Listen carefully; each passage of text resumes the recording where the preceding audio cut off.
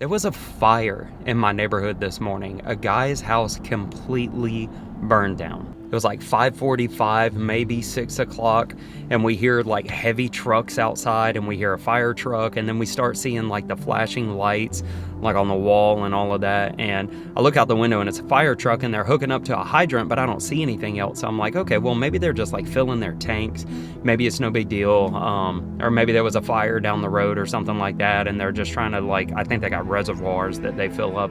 And I end up walking outside to just kind of see what was going on, because they were out there for a while, and the entire neighborhood was filled up with fire trucks and first responders. The news crew was there, and it was one of the wildest things. I ended up getting to talk to the gentleman whose house burned down.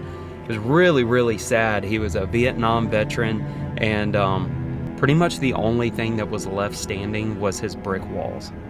His attitude honestly blew me away, because I got the chance to talk to him and even pray for him for a couple of minutes.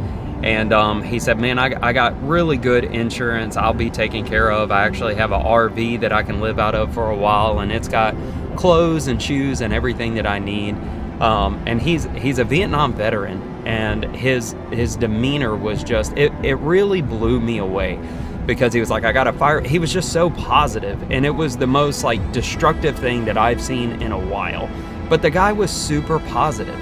And I don't know, man, it really got me thinking in a crisis like that, like in a time. And by the way, I'm sorry, I should have mentioned this way earlier. Everybody got out of the house safe. There was nobody harmed.